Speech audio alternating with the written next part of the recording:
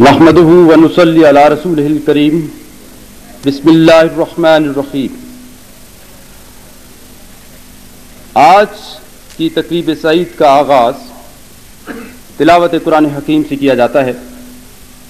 इसके लिए मैं कारी अब्दुल खालिक साहब से गुजारिश करूंगा कि वो स्टेज पर तशरीफ लाएं और कुरान हकीम की तिलावत फरमाएं।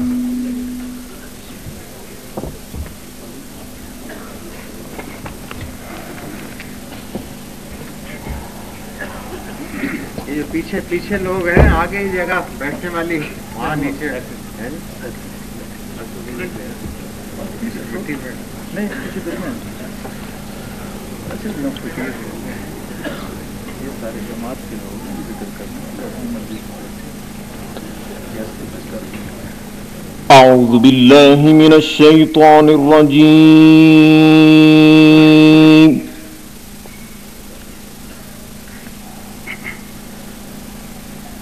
बिस्मिल्लाहिर रहमानिर रहीम।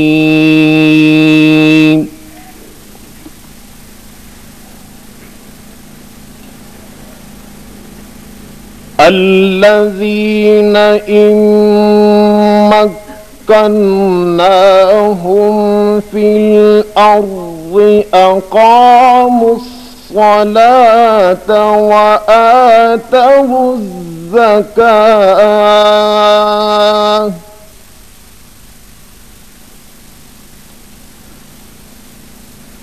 वअमरू बिलमअरूफ वनहौ अनिल मुनकर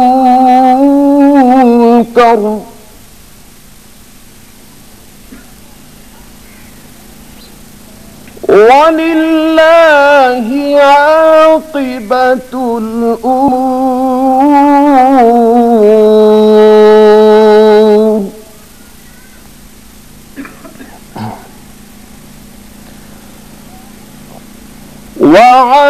वअदल्लाहु अल्लज़ीन आमनू मिनकुम वअमिलुस्सालिहाति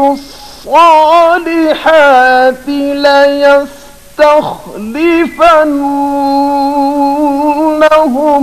फिल अर्ज़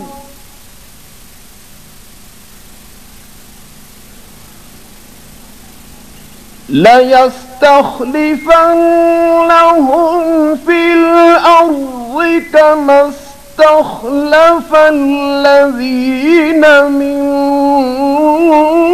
قبلهم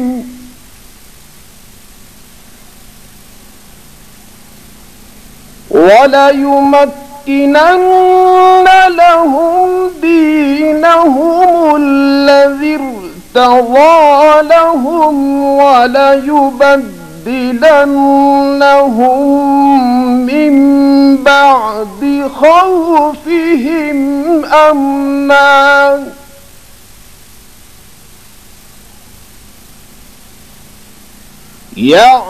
يعبدونني لا يشركون بي شيئا ومن كفر بعد ذلك فأولئك هم الفاسقون।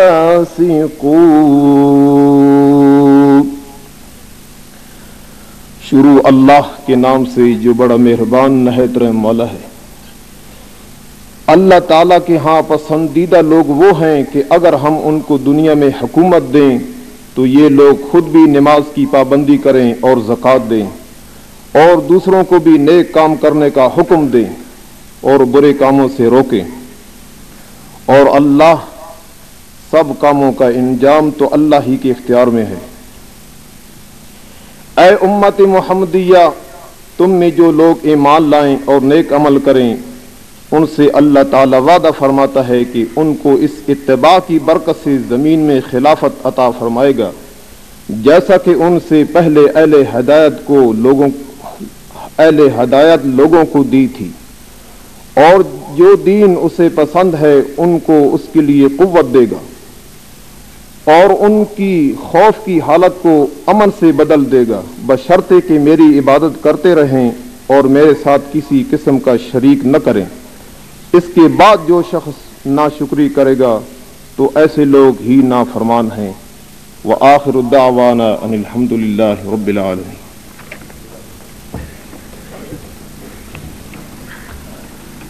حمد باری تعالی اور نذرانہ عقیدت نبی رحمت صلی اللہ علیہ وآلہ وسلم کے حضور مرزا محمد اقبال صاحب۔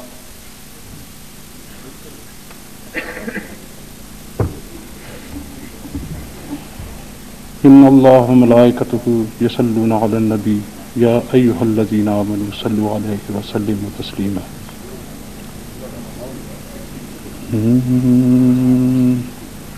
تو بیاباں کو گلستان بھی بنا سکتا ہے، خارزاروں میں ہنسی پھول کھلا سکتا ہے۔ تو بیاباں کو گلستان بھی بنا سکتا ہے، خارزاروں میں ہنسی پھول کھلا سکتا ہے۔ جوش میں آئے اگر شان کریمی تیری، تو فقیروں کو بھی سلطان بنا سکتا ہے، تو فقیروں کو بھی سلطان بنا سکتا ہے۔ اے خدا تو جسے اعزاز محبت بخشے، سچ تو یہ ہے کہ وہ کونین پہ چھا سکتا ہے، سچ تو یہ ہے کہ وہ کونین پہ چھا سکتا ہے، خارزاروں میں ہنسی پھول کھلا سکتا ہے۔ چند اشعار نعت حمد باری۔ شجر حجر کو جہاں میں قرار آپ سے ہے، ہمارا دونوں جہاں میں وقار آپ سے ہے۔ شجر حجر کو جہاں میں قرار آپ سے ہے، وہ مال و دولت و اولاد سے بھی ہے بڑھ کر، جو دل میں مومن کامل کے پیار آپ سے ہے، جو دل میں مومن کامل کے پیار آپ سے ہے۔ ہزار لغزشیں سرزد ہوئی ہیں پھر بھی غیاث، ہزار لغزشیں سرزد ہوئی ہیں پھر بھی غیاث، یہ میری قدر یہ عز و وقار آپ سے ہے، یہ میری قدر یہ عز و وقار آپ سے ہے، ہمارا دونوں جہاں میں وقار آپ سے ہے،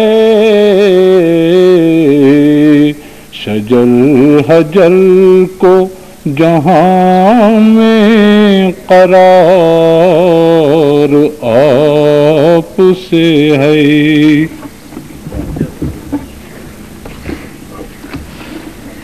اب میں جناب المکرم حضرت مولانا محمد اکرم صاحب مدظ اللہ العالی شیخ سلسلہ نقشبندیہ اویسیہ سے درخواست کرتا ہوں کہ وہ اپنے ارشادات عالیہ سے نوازیں۔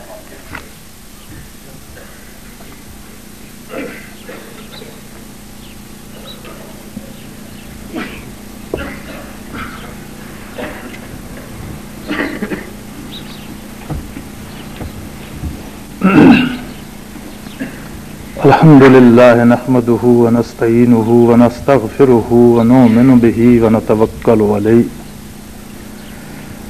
ونعوذ باللہ من شرور انفسنا ومن سیئات اعمالنا من یهده اللہ فلا مضل له ومن یضلله فلا هادی له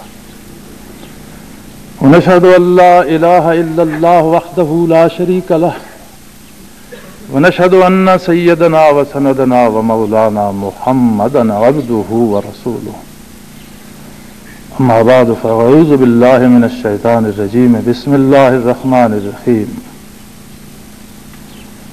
صدر گرامی قدر، مہمانان گرامی، حاضرین محفل، السلام علیکم۔ میں سب سے پیشتر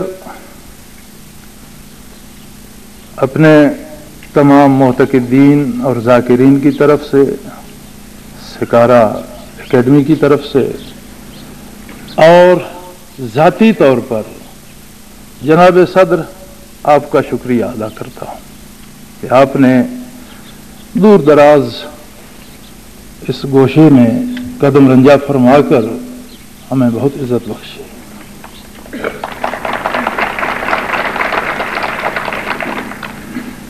صدر گرامی قدر، ہم یہاں دور افتادہ پہاڑوں کی چوٹیوں پر بسنے والے لوگ ابن و جدن پیشے کے لحاظ سے فوجی ہیں، اور ہم اللہ کا شکر ادا کرتے ہیں کہ اس نے ہمیں یہ سعادت بخشی کہ وطن عزیز عطا فرمایا، اور اس نواح کا کوئی خاندان ایسا نہیں ہے جس کا خون پاکستان کی سرحدوں پر نہ بہا۔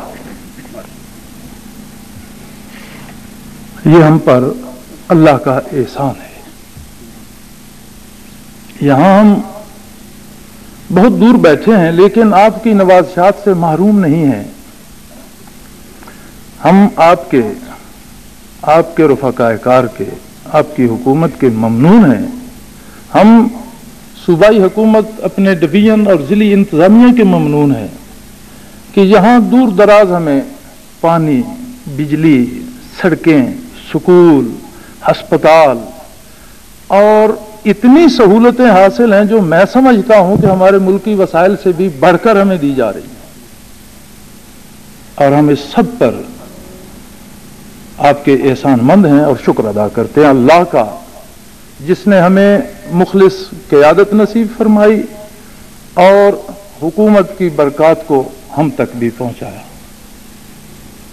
اس کے باوجود اگر ہم کوئی مطالبہ کریں تو وہ ایک ہے، بہت بڑا مطالبہ ہے جس کی طرف میں بعد میں آ رہا ہوں، اور شاید اکثر احباب حیران ہو رہے ہوں گے کہ اس شخص نے اب تک مطالبے کا نام نہیں لیا، یہ اچانک مطالبے پہ اتر آیا، لیکن اس میں حیرت کی کوئی بات نہیں ہوگی انشاءاللہ۔ ہم نے ایک تجربہ شروع کیا ہے اور وہ یہ ہے سر کہ ہمارے تجزیے کے مطابق غیر ملکی حکمرانوں نے مسلمانوں کو 2 لائنوں میں بانٹ دیا۔ ایک وہ لوگ جو جدید تعلیم سے آراستہ ہوئے اور ملک کے نظم و نسق میں حصہ دار بنے، لیکن انہیں عمدن انگریزی حکومت نے مسجد تک جانے کا موقع نہیں دیا، یا اگر ان میں سے کوئی مسجد میں چلا گیا تو اس پر انہوں نے واپسی کا دروازہ بند کر دیا، یا پھر وہ لوگ جو مساجد میں گئے اور عملی زندگی سے بیگانہ ہو گئے، اس طرف انہوں نے خوب نبھا۔ ہمیں بڑے گنتی کے نام ملتے ہیں علماء کرام میں جنہوں نے مسجد میں بیٹھ کر فیلڈ میں بھی اپنا حصہ ادا کیا، ورنہ بہت کم ہے، اور ہم ان کے ممنون ہیں کہ انہوں نے تنکوں پر سو کر بوریے پر وقت بسر کر کے اللہ و اللہ کے رسول کی باتیں نسلاً بعد نسلاً ہم تک پہنچائیں۔ جناب صدر، ہم نے اس سلسلہ عالیہ میں ابتدا سے ہی تعلیم بالغاہ کا نصاب تو رائج رکھا ہے، اور جیسا کہ آپ دیکھ رہے ہیں، آپ کے استقبال کے لیے یہاں گلگت سے کراچی تک اور پشاور سے کوئٹہ تک حضرات یہاں حاضر ہیں۔ یہ سب وہ لوگ ہیں جنہیں ہم دوران سال جن کی ہم تربیت کرتے ہیں، اور ہماری تربیت وہ ہے جو محمد الرسول اللہ صلی اللہ تعالی وسلم نے قوم کو عطا فرمائے۔ ہمارا مسلک یہ ہے کہ ہم جس بات کو حق سمجھیں اور حضور صلی اللہ تعالی وسلم سے جو ثابت ہو اس کو اپنائیں، لیکن کسی دوسرے پر ہم مسلط نہیں کرتے۔ ہم دوسرے کو حق دیتے ہیں کہ جس بات کو وہ صحیح سمجھتا ہے وہ اس کو اختیار کرے، کیونکہ اللہ کریم نے ہر انسان کو دو حق دیے ہیں صدر محترم۔ ایک زندہ رہنے کا، اللہ کے حکم کے سوا کوئی کسی کی جان اور زندگی لینے کا مجاز نہیں ہے۔ ہاں شرعاً کوئی واجب القتل قرار پائے تو یہ اللہ کا حکم ہوگا۔ اور عقیدہ اختیار کرنے کا حق میرے رب نے دیا ہے۔ اللہ نے جبرن کسی سے کوئی عقیدہ نہیں منوایا۔ اگر خدا زبردستی منواتا تو نبی رحمت صلی اللہ تعالی وسلم کی بعثت کے بعد کسی کافر کو پانی کا ایک گھونٹ نہ دیتا، ہوا کا ایک جھونکا نہ دیتا، غذا کا ایک دانہ نہ دیتا۔ جب اللہ نے اختیار دے دیا ہے تو ہم یہ سمجھتے ہیں کہ اس بات پر کسی سے جھگڑا کرنا درست نہیں ہے۔ اور جن افراد کی یہاں سے تربیت ہوئی ہے یہ بحمد اللہ قوم اور ملک میں امن کے داعی ہیں، کہیں آپ ان کو کسی فساد میں ملوث نہیں پائیں گے۔ اس کے ساتھ ہم نے یہ جو کوشش شروع کی ہے وہ یہ ہے کہ ہم بچوں کو سکول میں پڑھائیں، کالج میں پڑھائیں، اور جو وقت ان کا کالج اور سکول سے بچتا ہے وہ مسجد میں لگائیں۔ ہم نے ان کا ہاسٹل یہاں رکھا ہے اور ان کے اساتذہ کی یہاں تقرری کی ہے۔ قابل اساتذہ انشاءاللہ ان کے لیے فراہم کیے بھی ہیں اور مزید کریں گے، تاکہ جو تربیت سکول، کالج اور یونیورسٹی میں ہوتی ہے وہ انسان کے اندر ایک خاص کریج، ایک خاص کیفیت پیدا کرتی ہے۔ ہم بچوں کو اس سے بیگانہ نہیں کرنا چاہتے، اور جو جذبہ، جو خلوص، جو دیانت، جو امانت مسجد دیتی ہے ہم چاہتے ہیں کہ بچوں کو وہ بھی دی جائے۔ ہماری آرزو یہ ہے کہ ہمارے کالجوں اور یونیورسٹیز میں ایسے طلباء بھر جائیں جن کے دل عقیدہ توحید اور عشق رسول سے معمور ہوں، اور جو قوم اور ملک کے حقیقی خادم، سچے محب الوطن اور خالص اور کھرے مسلمان۔ صدر محترم، جو بات میں نے مطالبے کی ہے وہ صرف یہ ہے کہ میں اگرچہ زیادہ پڑھا لکھا آدمی نہیں ہوں، جہاں تک میں نے تاریخ کو دیکھا ہے اس برے صغیر کی فضا میں ایوان سلطنت سے ابھرنے والی آواز دین اور اسلام کے حق میں جو خاموش ہوئی وہ اورنگزیب عالمگیر رحمت اللہ تعالی علیہ کی تھی۔ اس شخص نے تخت سلطنت پر بیٹھ کر قرآن کریم کی کتابت کی، تصحیح کی، مسائل کو جمع کیا، لوگوں کو دین کی طرف دعوت دی، اور کفر کے خلاف جہاد کر کے ملک کو، مذہب کو تحفظ دیا۔ 450 سال بعد اللہ نے یہ شرف آپ کے حصے میں کر دیا۔ کہ ہم نے 4.5 صدیاں بعد ایوان سلطنت سے پھر اذان آپ کی آواز سے سنی. مطالبہ صرف یہ تھا کہ اس اکیڈمی کا افتتاح آپ فرما دیں، جو آپ نے پورا کر دیا. اس کے علاوہ ہمارا حق ہم تک پہنچ رہا ہے، ہم آپ کے ممنون ہیں اور مانگنے کے لیے رب العالمین کی بارگاہ موجود ہے.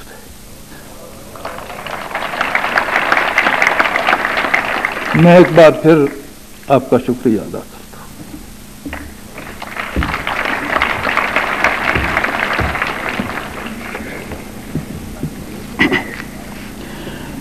شیخ سلسلہ کے خطاب کے بعد اب صدر پاکستان جناب جنرل محمد ضیاء الحق صاحب سے گزارش کی جاتی ہے کہ وہ اپنے زرعی خیالات سے مستفیض فرمائیں. معزز سامعین، صدر مملکت.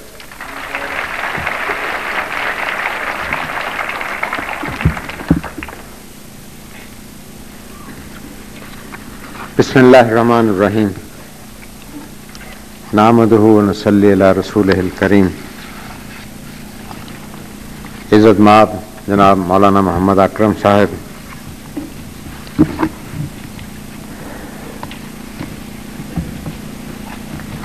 محترم جناب ممبران قومی اسمبلی و حاضرین کرام، السلام علیکم. آج سے کچھ عرصہ پہلے جناب مولانا محمد اکرم صاحب سے میری اچانک راولپنڈی میں ملاقات ہوئی. حضرت نے اس اکیڈمی کا ذکر کیا.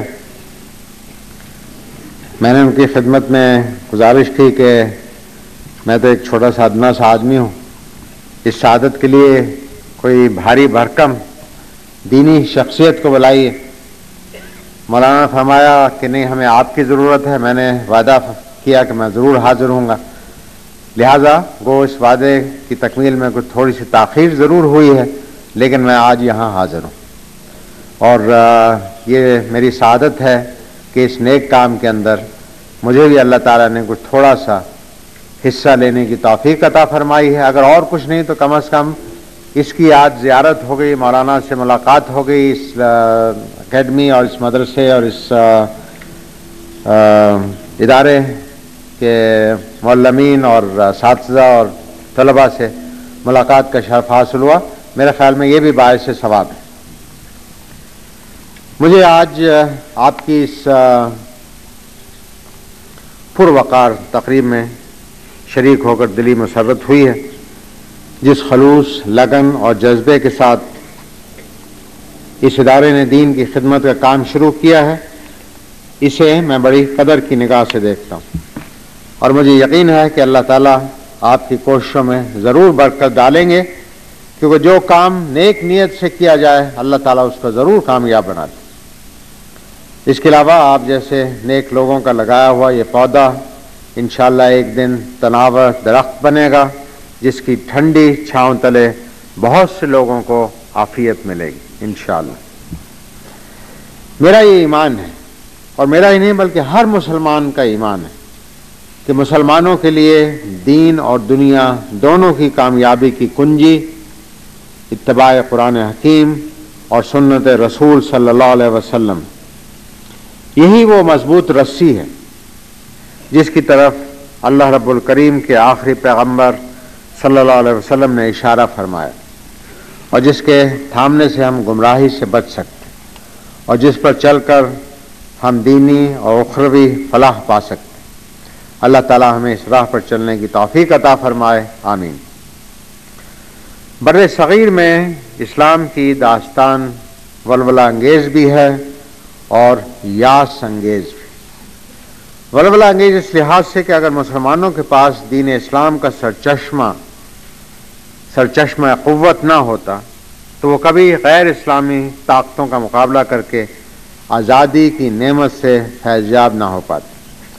اور مایوس کن اس وجہ سے کہ طویل عہد غلامی میں ہم میں سے اکثر و بیشتر افراد غیر ملکی اور غیر اسلامی طرز زندگی کو شعار بنا بیٹھے، اور اسلامی ناموں کے مالک ہونے کے باوجود اسلامی اقدار سے ہاتھ دھو بیٹھے۔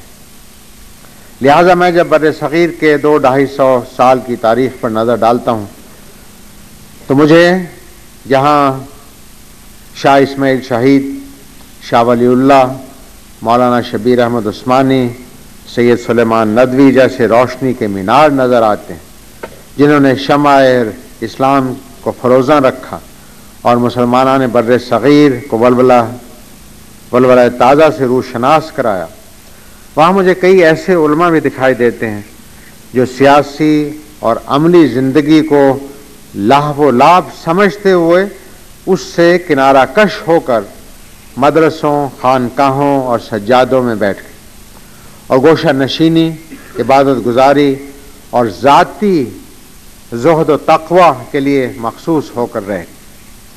اس طرز زندگی کا ایک اثر یہ ہوا کہ عوام الناس جو خود زیادہ تعلیم یافتہ نہیں تھے، ان علماء اکرام کی تقلید میں دین کو دنیا سے الگ سمجھنے لگے، جبکہ دوسرا طبقہ دین کو قصہ پارینہ اور خانقاہوں کی رونق سمجھ کر مادی ترقی کی دوڑ میں شامل ہو گئی۔ اور یوں ہمارے ہاں دین اور دنیا کو 2 خانوں میں بانٹ دیا گیا، اور اسے نہ صرف بانٹ دیا گیا بلکہ بانٹ دینے کی روایت بھی کچھ پڑ گئی، جو میرے خیال میں اسلام کے لیے خوش آئند نہ تھی، کیونکہ اسلام نہ تو دین اور دنیا میں تفریق کرتا ہے اور نہ علوم دنیا اور علوم سائنس میں، یہ نہ پبلک اور پرائیویٹ زندگی میں تمیز کرتا ہے اور نہ سیاست اور عبادت میں۔ یہ تو ایک کامل ضابطہ حیات ہے جو زندگی کے تمام پہلوؤں کا احاطہ کرتا ہے اور انسان کی مجموعی اور اجتماعی زندگی کو اسلامی سانچے میں ڈھالنے کی تلقین کرتا ہے۔ اور میرے خیال میں آج ہمیں جو مسائل درپیش ہیں ان میں سے ایک اہم مسئلہ اس ہمہ پہلو ضابطہ حیات کو ہر شعبہ زندگی میں نافذ کرنا ہے، جس کے لیے پچھلے چند سالوں سے اور پچھلے 2 سال سے موجودہ حکومت ٹھوس اور پرخلوص کوشش کر رہی ہے۔ اللہ تعالی ہمیں کامیابی عطا فرمائے۔ جناب حضرت مولانا اکرم اوان صاحب کا کہ تقریر سے پہلے اس اکیڈمی کے متعلق جناب کرنل صاحب کچھ ارشادات فرما رہے تھے، اور انہوں نے یہ بھی کہا کہ عہد غلامی کے اثرات آج تک ہمارے معاشرے میں موجود ہیں اور دیگر شعبوں کی طرح نظام تعلیم میں بھی مشرق و مغرب کا تضاد پایا جاتا ہے۔ لیکن میں امید کروں گا کہ آپ حضرات مجھ سے اس بات سے اتفاق کریں گے کہ 200 سالہ غلامی کے آثار 2-4 اشروں میں زائل نہیں کیے جا سکتے۔ اگر وہ آج کے حالات کا قیام پاکستان کے وقت کے حالات سے موازنہ کریں تو یہ ہم یقیناً اس نتیجے پر پہنچیں گے کہ اب ہمارے ہاں حالات کافی مختلف، جہاں غیر ملکی عادات و اطوار کو برطرف کیا جا رہا ہے، وہاں ملکی اور اسلامی روایتوں کی طرف توجہ دی جا رہی۔ مسجدیں اور مدرسے بن رہے ہیں، بن گئے ہیں، اللہ اور اس کے رسول صلی اللہ علیہ وسلم کا نام زیادہ لیا جا رہا ہے، اور میرے ذاتی خیال میں ہمارا رخ خاص کر پچھلے چند سالوں میں میرے خیال کے مطابق صحیح سمت کی طرف جا رہا ہے اور انشاءاللہ صحیح سمت کی طرف رہے گا۔ اس تاریخی، سیاسی اور ثقافتی پس منظر میں سمجھتا ہوں کہ سفارہ اکادمی صحیح خطوط پر قائم کی جا رہی ہے، یعنی اس میں دین اور دنیا کو الگ الگ خانوں میں بند کرنے کے بجائے شانہ بشانہ چلانے کی کوشش کی جائے، اور میرے خیال میں یہی منشا اسلام ہے، کیونکہ اسلام دینی اور دنیاوی علوم کا باہمی امتزاج چاہتا ہے۔ اسلام مادی اور روحانی ترقی کو باہم متصادم سمجھنے کے بجائے انہیں ہم آہنگ دیکھنا چاہتا ہے۔ اسلام انسان کو اگلے جہان کی راحتوں کا طلبگار بننے کے ساتھ ساتھ اس دنیا میں بھی احکام شریعت کے مطابق آرام و آسائش کی زندگی بسر کرنے کی اجازت دیتا ہے۔ لہذا میں چاہتا ہوں کہ ہمارے بچے اور بچیاں جو دینی درسگاہوں سے فارغ و تحصیل ہوں، وہ سائنس اور ٹیکنالوجی جیسے جدید علوم سے بھی بہرور ہوں اور ہمارے جو نونہال ماڈرن درسگاہوں سے ڈگریاں لے کر نکلیں وہ اسلامی شعائر اور اسلامی اقدار کا قابل ستائش نمونہ بھی. یہی وہ جو نقطہ ہے جو در حقیقت ہمارے نظام تعلیم کا محور ہونا چاہیے، اور مجھے خوشی ہے کہ سفارہ اکیڈمی کے قیام کے پیچھے یہی جذبہ کار فرما ہے. میں اس کے بانیوں، معاونوں اور سرپرستوں کو مبارکباد دیتا ہوں اور اس کی کامیابی کے لیے دعا گو. اس اکادمی کو اپنی مدد آپ کے تحت جس کامیابی سے قائم کیا گیا ہے وہ قابل تحسین، اور مجھے قوی امید ہے کہ آپ کا یہ جذبہ، آپ کی یہ کاوش، آپ کی یہ خدمت اللہ تعالیٰ کے حضور ضرور قابل قبول ہوگی، اور آپ کو اس دنیا میں اور اگلی دنیا میں سرخروئی حاصل ہوگی انشاءاللہ. مولانا محمد اکرم صاحب نے کچھ ارشادات فرمائے ہیں، میں ان کا از حد ممنون ہوں. میں گناہگار بندہ ہوں، ایک ادنا سا خادم ہوں پاکستان کا. میں اس تعریف کے قابل نہیں ہوں جو کہ مولانا نے میرے ذات کے متعلق کہی، لیکن یہ مولانا جیسے بزرگوں، اللہ تعالیٰ کے بندوں اور میرے والدین اور رفقا کا یہ اعزاز ہے کہ اللہ تعالیٰ نے مجھے دین کی خدمت کا کچھ جذبہ دیا ہے. اس میں اگر کامیاب ہو گیا ہوں تو یہ ابھی اللہ تعالیٰ کی خوشنودی ہے، اور اگر اس میں کچھ کوتاہی ہوئی ہے تو یہ میری ذات کی وجہ سے. میں مولانا کا عزت مشکور ہوں کہ انہوں نے جن الفاظ کے ساتھ مجھے منسلک کیا ہے، گو میں اس قابل نہیں، لیکن میں آپ کا عزت مشکور ہوں، ممنون ہوں. شاید اللہ تعالیٰ مجھے اور آپ کو اس قابل بنائے کہ ہم دین کی خاطر کچھ اور کر سکیں. لیکن جو چیز سمجھنے والی ہے میرے اپنے خیال میں وہ یہ ہے کہ اس خطے میں، یہ خطہ کو آبادی کے لحاظ سے آپ اسے اتنا گنجان آباد نہیں کہہ سکتے ہیں، پہاڑی علاقہ ہے جس کا ذکر مولانا نے ذکر کیا، لیکن یہ بڑا مردم خیز خطہ ہے. اس خطے میں بڑے بڑے عالم دین اور بڑے بڑے جرأت مند مجاہدین پیدا کیے، اور آج بھی اس چھوٹی سی محفل کے اندر، اس پروقار محفل کے اندر بھی جہاں دین کے لیے مولانا محمد اکرم صاحب ہیں، وہاں ہمارے قومی اسمبلی کے قائدین یہاں تشریف فرما ہیں، جناب ملک مجید صاحب، تاج اشرف صاحب، میجر صفدر صاحب، وہاں جناب ڈاکٹر انصاری صاحب بھی یہاں پنڈی سے تشریف لائے ہیں، میرے گلزار صاحب یہاں موجود ہیں. میں ہر شخص کا نام نہیں لے سکتا ہوں، لیکن اس محفل کے اندر یہ معلوم ہوتا ہے کہ اس خطے کا تعلق کن لوگوں سے، کن لوگوں کی نظریں اس خطے کی طرف. اور اگر اس لحاظ سے حکومت پاکستان نے، حکومت پنجاب نے اگر آپ کو چند ایک سہولتیں مہیا کی ہیں تو آپ یقین جانیے کہ 10 سال کی میرے تجربے کے اندر میں نے پہلی دفعہ جناب مولانا محمد اکرم صاحب سے یہ سنا ہے کہ جن الفاظ سے انہوں نے حکومت کی یا انتظامیہ کی چند ایک کوششوں کو جس کے ذریعے سے کچھ سہولتیں فراہم کی گئی ہیں، میں نے ان الفاظ کا ذکر اس طریقے سے اور کسی جگہ نہیں سنا. میں ازہد ممنون. یہ مرد مومن کی نشانی، یہ ایسے شخص کی نشانی ہے جو کہ صحیح طور پر اللہ تعالیٰ کی ذات کے ساتھ پر اعتبار کرتے ہیں، رسول مقبول صلی اللہ علیہ وسلم کے طریقہ کار پر چلنے کی کوشش کرتے ہیں. میں یہ امید کروں گا کہ مولانا جناب محمد اکرم صاحب نہ صرف اس خصوصیت کو اپنے تک رکھیں گے بلکہ اس کو ہم جیسے گناہگاروں تک پہنچانے کی بھی کوشش کریں. کیونکہ میں کل ایک تقریب سے خطاب کر رہا اور تقریب تھی کہ شہری آبادی کے اندر ترقیاتی کاموں کو اور وہاں کی آبادی کو روکنے کے لیے کیا اقدامات کیے جائیں. میں نے جس چیز کی طرف توجہ دی اس کا آج مجھے اس کا مظاہرہ مجھے آج یہاں دیکھنے میں آیا.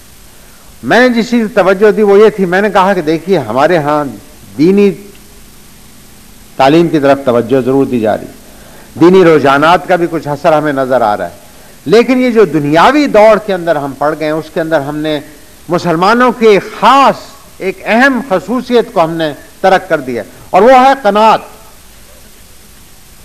اس قناعت کی ایک جھلک آج مجھے سفارہ اکیڈمی میں نظر آ رہی ہے، مولانا کے خطاب میں نظر آ رہی ہے، اس تقریب کے اندر نظر آ رہی ہے۔ اور اگر انسان کے اندر قناعت ہو اور پھر اللہ تعالیٰ کی طرف توجہ ہو تو میرے خیال میں دنیا کی کوئی چیز ایسی نہیں ہے جو کہ انسان کی گرفت سے باہر۔ میں امید کروں گا کہ انشاءاللہ اس اکیڈمی کا جو نظریہ، بنیادی نظریہ ہے، اللہ تعالیٰ اس کو فروغ دے اور ہمیں اس قابل بنائے کہ ہم ایسے اداروں کی خدمت کر کے نہ صرف اللہ تعالیٰ کی خوشنودی حاصل کر سکیں بلکہ عوام کی کچھ خدمت بھی کر سکیں۔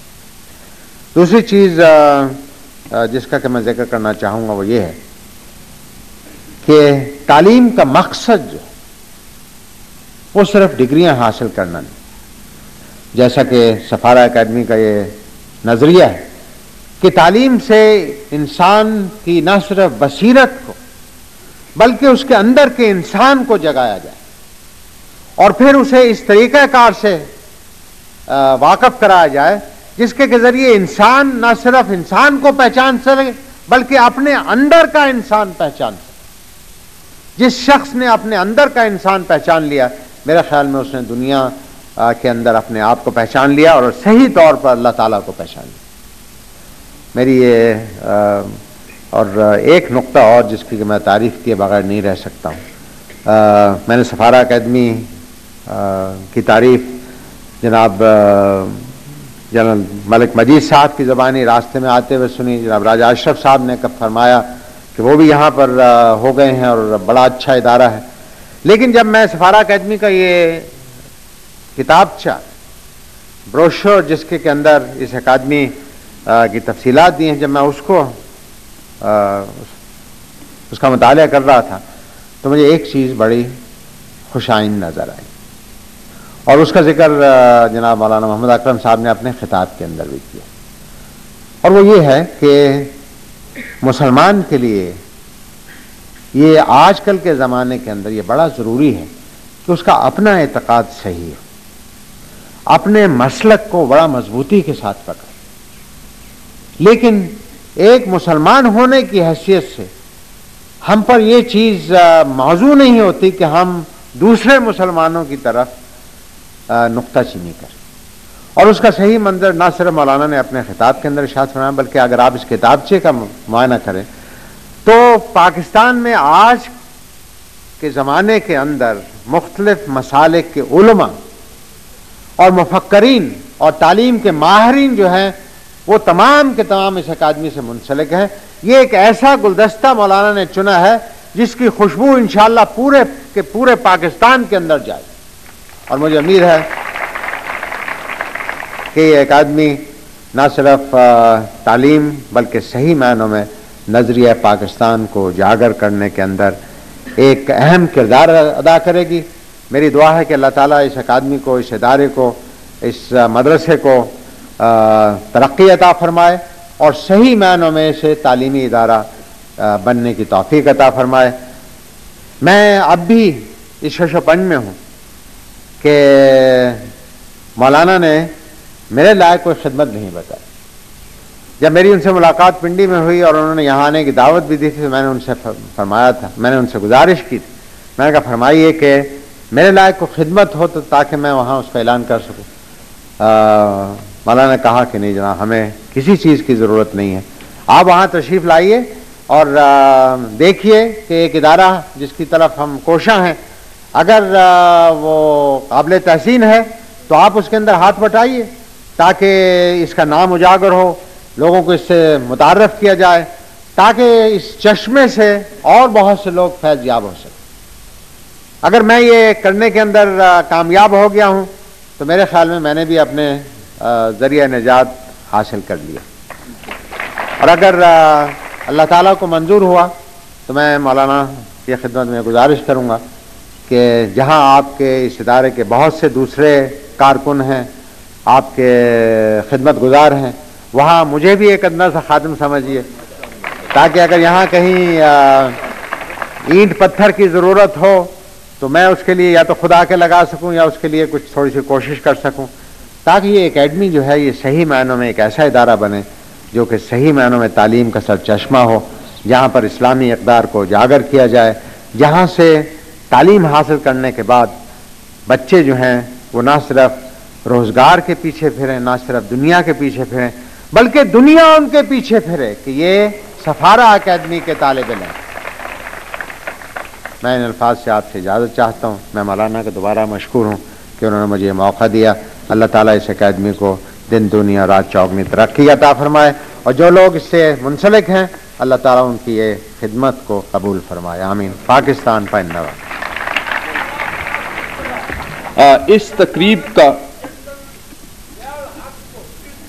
इस तकरीब का अगला मरहला सिकारा अकादमी के संग बुनियाद की नकाब कुशाई है। अब मैं जनाब सदर ममलकत जनरल मोहम्मद ज़ियाउल हक साहब से गुजारिश करूंगा कि वो मौका पर तशरीफ ले जाकर अकादमी का इफ्तिताह फरमाएं।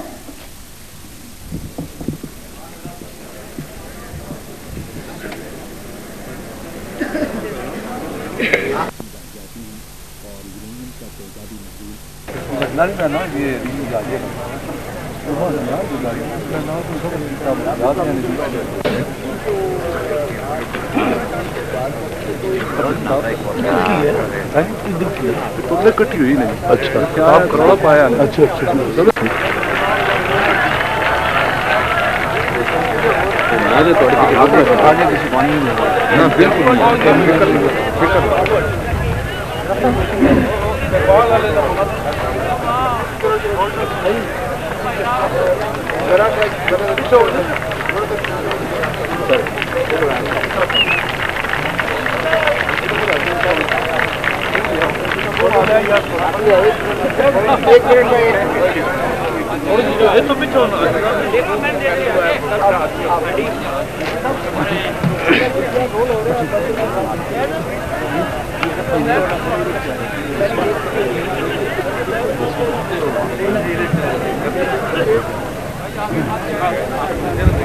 ये आगे दोनों कवर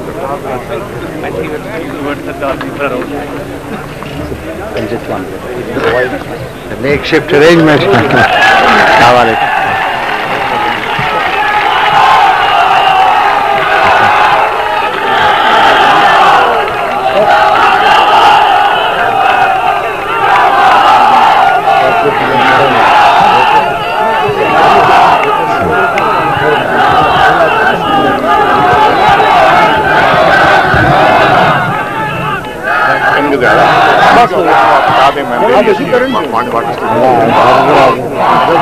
कलेक्टर साहब, मजीद साहब खड़े साहब। अच्छा बस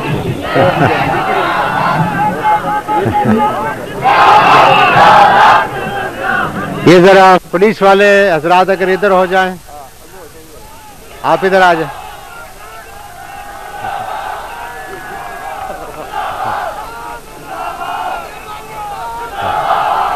आगे आ जाएं, जरा आगे आ जाए। अभी गदर मचेगा। बस आहिस्ता। बैठ जाए, बैठ जाए, बैठ जाए, बैठ जाए, बैठ जाए, बैठ जाए।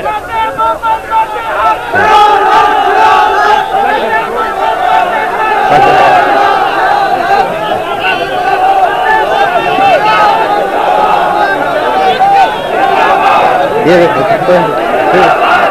कुछ नहीं होगा। ये सदर साहब से सुने, इधर जरा, आप सुने, इधर जरा सुने, बोलने दे। आप सदर साहब को बोलने दे। आप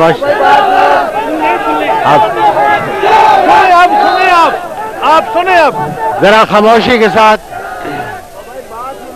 अब आप हजरात सुने, सुनिए, बैठ जाइए, बैठ जाइए। अब आप सुने। बिस्मिल्लाहिर्रहमानिर्रहीम। आप शुरू रखे, सब चुप करेंगे।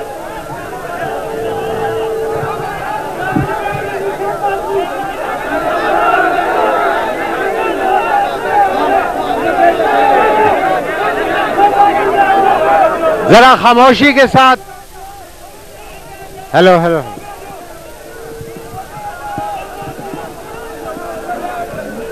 اگر آپ حضرات ذرا خاموشی کے ساتھ سنیں گے تو میں آپ کی خدمت میں کچھ گزارشات کرنا چاہتا ہوں.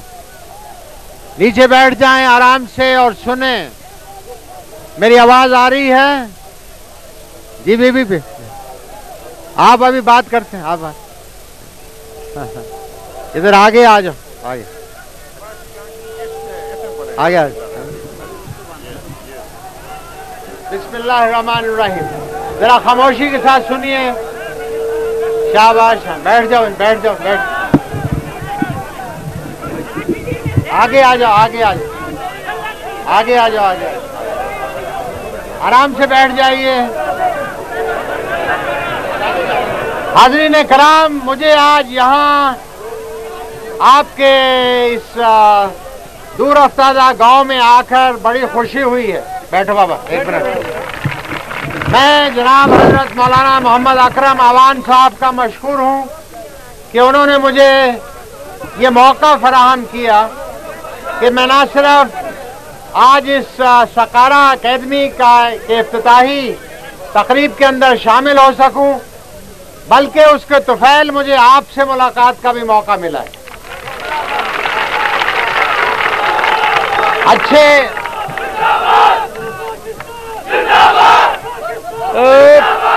یار خاموش ہو جاؤ بھائی.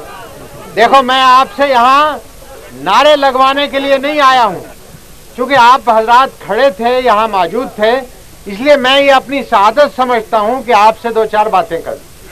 تو اگر آپ خاموشی سے سنیں گے، نعروں کی کوئی ضرورت نہیں، کیونکہ میں یہاں ووٹ مانگنے نہیں آیا ہوں آپ سے. میں یہاں سکارا اکیڈمی کے لیے آیا ہوں. یہ سکارا اکیڈمی کی بدولت آپ کی اور میری ملاقات ہو رہی. میں آپ حضرات کا خادم ہوں، یہاں پہلے آ چکا ہوں، چکوال کے اندر آیا تھا، کچھ عرصے سے آپ کی خدمت میں حاضر نہیں ہو سکا ہوں.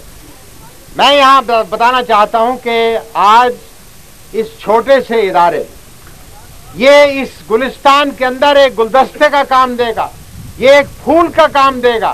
یہ آج ایک چھوٹا سا شجر جو مولانا اکرم صاحب نے یہاں لگایا ہے، اللہ تعالیٰ اس کو اس قابل اتنا تناور درخت بنائے گا کہ اس کے سائے تلے اس علاقے کے بہت سے لوگ نہ صرف اس سائے سے مستفید ہوں گے، بلکہ اس چشمے سے پانی پی کر اپنی پیاس، تعلیم کی پیاس بجھائیں گے. ہمیں امید ہے. یار خاموش ہو جانا بھائی. کوئی یہاں کوئی ریوڑیاں تو نہیں بٹ رہی ہیں. بعد میں جس وقت ختم ہو جائے گا نا پھر آپ نعرے لگائیں گے. میں آپ کی خدمت میں یہ بھی بتانا چاہتا ہوں کہ آج میرے ساتھ اس تقریب کے اندر نہ صرف میں اکیلا ہوں، بلکہ ہماری قومی اسمبلی کے ممبران جناب ملک مجید صاحب، جناب راجہ افسر صاحب، میجر صفدر صاحب اور دوسرے بہت سے اکابرین بھی اس تقریب کے اندر شامل ہوئے. یہاں آنے کے بعد مجھے آپ کے کچھ ایک مسائل کا معلوم ہوا، لیکن اس سے پہلے مجھے معلوم نہیں کہ آپ نے مولانا اکرم صاحب کی تقریر سنی ہے یا نہیں سنی. میں نے اس تقریر کو سننے کے بعد اپنے تاثرات اس طرح بیان کیے کہ میرے 10 سالہ تجربے کے اندر آج ایک پہلا موقع آیا ہے جس کے اندر ایک تقریب کے اندر اور خاص طور پر ایک عالم دین کی طرف سے مجھ سے جو توقع تھی وہ یہ تھی کہ میں راول پنڈی سے آ کر اس تقریب کے اندر شرکت کر کے ثواب حاصل کر سکوں. مولانا نے اپنی تقریر کے اندر فرمایا ہے کہ ہمیں کسی چیز کی ضرورت نہیں. مولانا نے اپنی تقریر کے اندر فرمایا ہے کہ حکومت پاکستان کو اللہ تعالیٰ نے اس قابل بنایا ہے، حکومت پنجاب کو اس قابل بنایا ہے کہ انہوں نے اس خطے کے لیے کچھ تھوڑی سی سہولتیں مہیا کی. یہ مولانا کا کرم ہے، ان کی یہ عنایت ہے کہ انہوں نے یہ تھوڑی سی خدمت جو ہے اس کے اتنے اچھے الفاظ کے اندر بیان کیا ہے کہ میں ان کا آزاد مشکور ہوں. لیکن مجھے معلوم ہے کہ آپ کے خطے کے یہاں کچھ مسائل. راجہ افسر صاحب نے پیشتر اس کے راجہ افسر صاحب کا ذکر کروں، مولانا اکرم صاحب نے مجھے فرمایا ہے کہ یہاں پر جو کالج ہے وہ صرف انٹرمیڈیٹ ہے.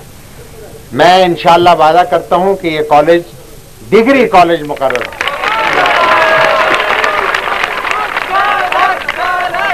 یہ اس کے بعد مجھے جنرل مجید صاحب نے یاد دلایا ہے کہ جب دسمبر سن 84 کے اندر یہاں آیا تھا تو یہاں میں نے کچھ وعدے کیے تھے. ایک کیڈٹ کالج کا وعدہ کیا تھا, یہاں 25 گاؤں کو بجلی دینے کا وعدہ کیا تھا, یہاں 25 میل سڑک بننے کا وعدہ کیا تھا.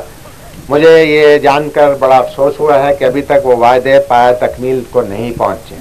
میں جناب ملک مجید صاحب کو اور باقی حضرات کو یہ یقین دلانا چاہتا ہوں, میں پوری کوشش کروں گا کہ انشاءاللہ یہ منصوبے جو ہیں وہ پایا تکمیل تک پہنچیں. جناب راجہ افسر صاحب انہوں نے اپنی رقم جو ہے اس سے اس پورے خطے کے اپنے حلقہ انتخاب کے اندر 157 کمرے بنا کر اسکولوں کو اور زیادہ استقامت بخشی, اور ان کے کہنے کے اوپر اس علاقے کی 3 پانی کی جو اسکیمیں ہیں اس کا وعدہ میں کر کے جا رہا ہوں کہ انشاءاللہ اس کو پینے کا پانی ملے.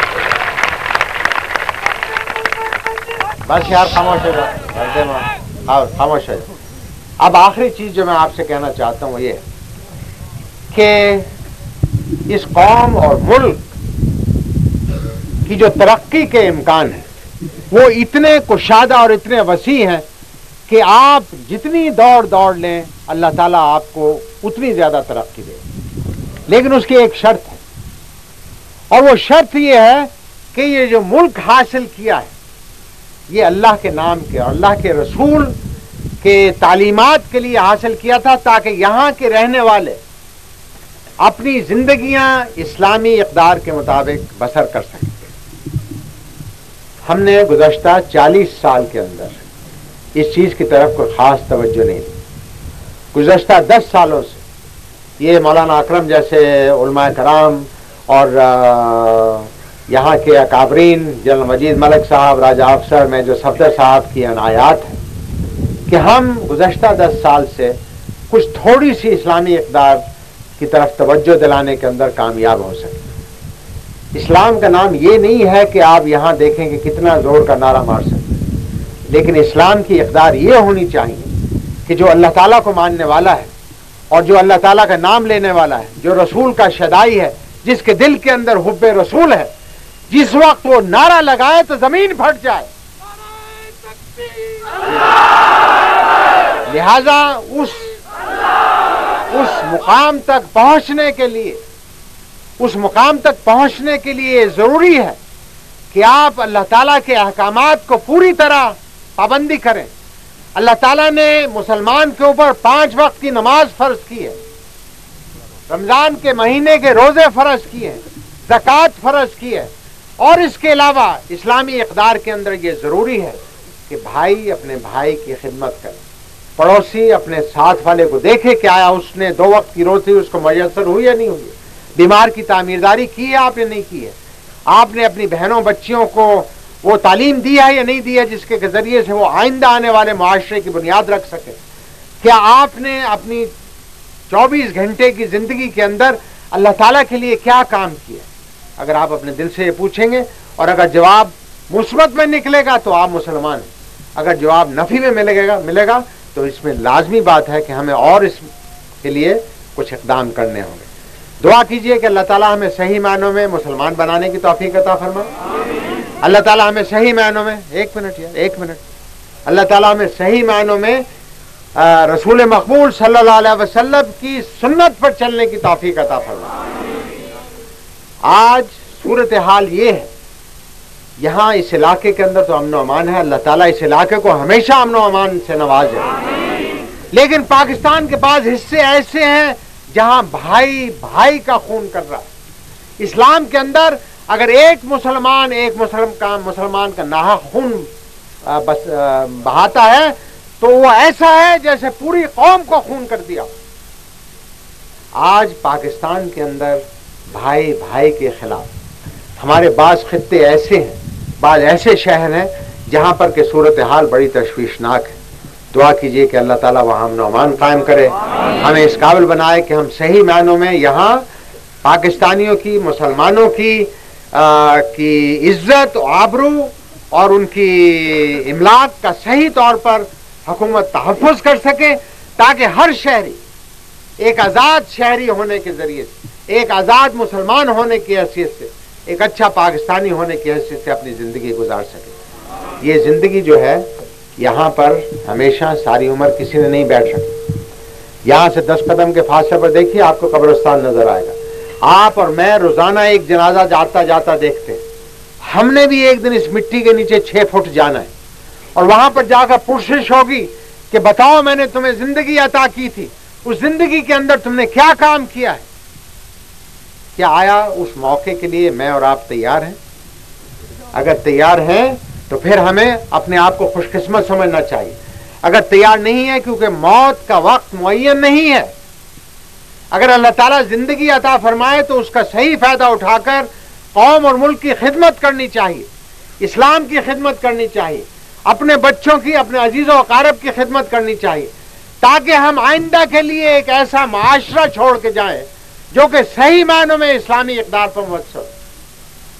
تو میں آپ سے توقع کروں گا کہ چکوال کے لوگ, اس خطے کے لوگ, یہ بڑا مردم خیز خطہ ہے. جیسا کہ مولانا نے آج اپنی تقریر میں بھی فرمایا, اس خطے کے لوگوں نے اس قوم اور ملک کے لیے خون بہایا ہے, اس کی سرحدوں کی حفاظت کے لیے جان کی قربانیاں دی ہیں. آج بھی افواج پاکستان کے اندر سب سے بڑا حصہ آپ کا اس خطے کے ساتھ تعلق رکھتا ہے. یہ ایک نہ صرف قوم اور ملک کی خدمت ہے بلکہ ایک عبادت ہے. مجھے امید ہے کہ آج کے جوان بچے جو ہیں وہ پڑھ لکھ کر تعلیم حاصل کرنے کے بعد افواج پاکستان کے اندر آئیں. میں ریکروٹنگ میلہ نہیں چلا رہا ہوں, صرف میری اپنی توقعات کا اظہار کر رہا ہوں, کیونکہ جس خطے کے لوگوں کے اندر اللہ تعالیٰ کی محبت ہوگی, رسول کی محبت ہوگی, اس کو ان کے اندر قوم اور ملک کی بھی محبت لازمی طور پر ہوگی. اور جب اس جذبے کے ساتھ آپ آئیں گے تو پھر کوئی دشمن آپ کے سامنے کھڑا نہیں ہو سکتا. آج پاکستان کو بہت سے دشمنوں کا مقابلہ ہے, اندرون ملک بھی اور بیرون ملک بھی.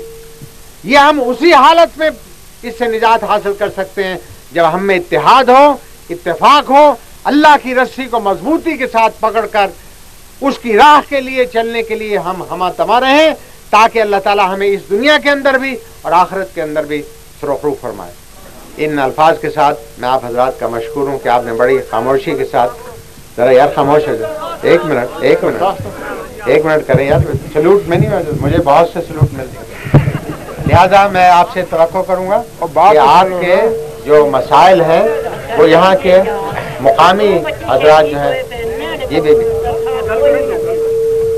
لہذا میں آپ کا عزت مشکور ہوں کہ آپ نے بڑی خاموشی کے ساتھ میری گزارشات سنی. آپ کے جو مقامی مسائل ہیں یا ذاتی مسائل ہیں, میں یہاں کوشش کروں گا کہ یہاں کے جو ممبران ہیں, یہاں کے جو کاؤنسلر صاحبان ہیں, یہاں کے جو اکابرین ہیں, وہ آپ سے اگر کسی کی درخواست ہو تو آپ بڑے شوق سے یہاں دیں. میں انشاءاللہ اس کے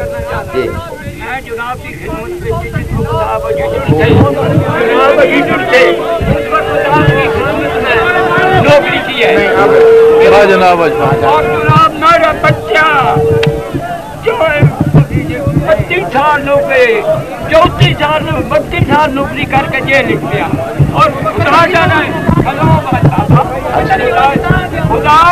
کیا نام ہے بابا, کیا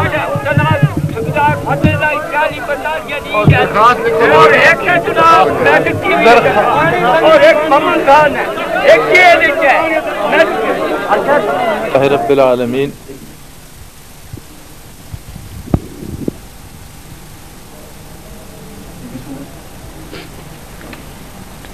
الحمد للہ رب العالمین والصلاة والسلام علی حبیبہ محمد وعلی آلہ واصحابہ اجمعین. اعوذ باللہ من الشیطان الرجیم, بسم اللہ الرحمن الرحیم. حضرات, بنیادی طور پر ہم سلاسل تصوف میں سے ایک سلسلہ تصوف کے خادم ہیں. یہ سلسلہ جیسا کہ سلاسل اربع سے آپ اچھی طرح واقف ہیں, ان میں سے سلسلہ نقش بندیہ ہے, اور نقش بندیہ میں پھر یہ نقش بندی اویسی ہے.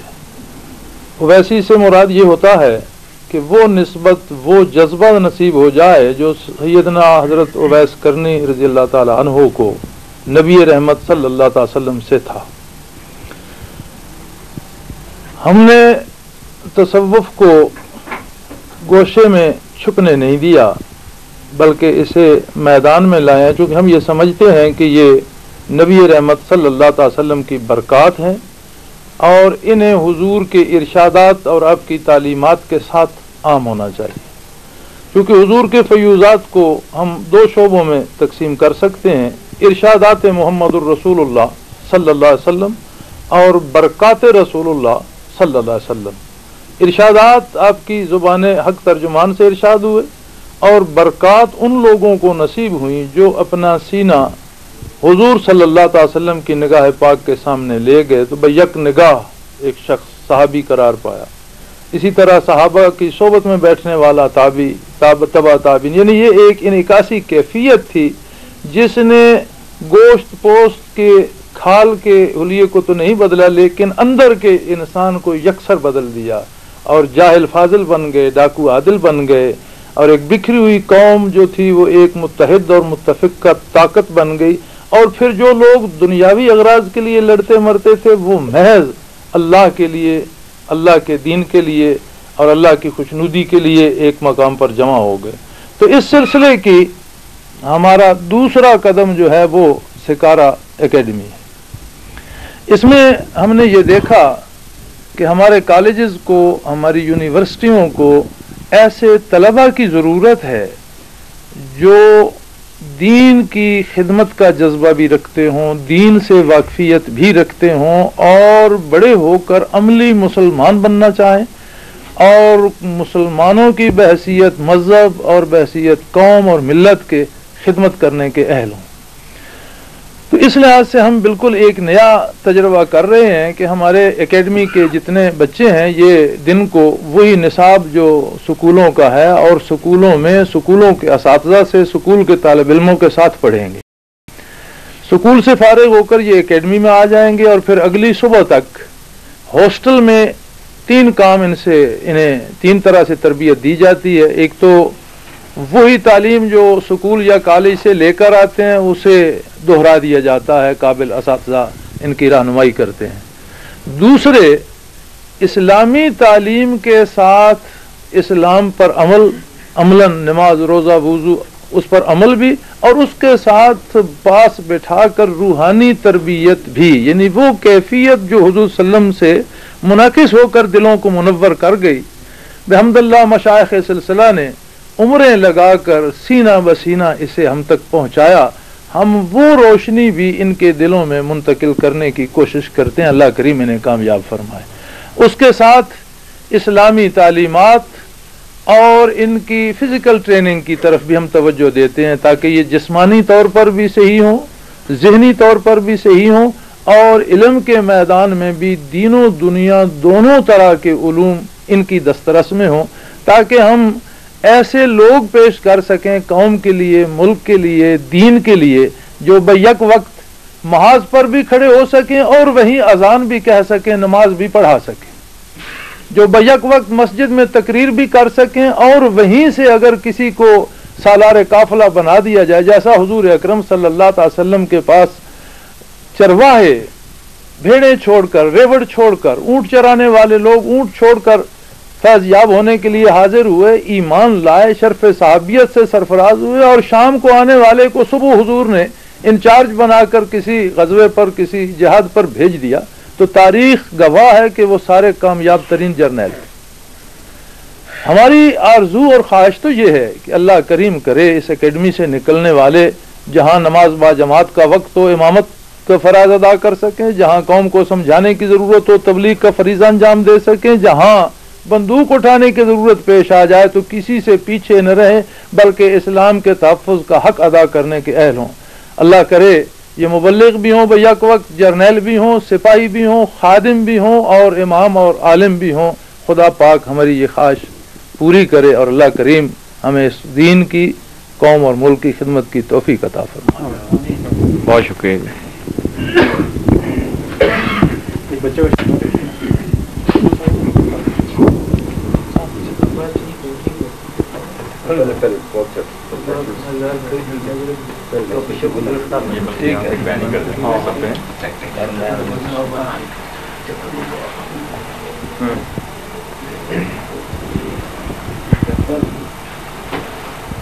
آپ پہن کرنا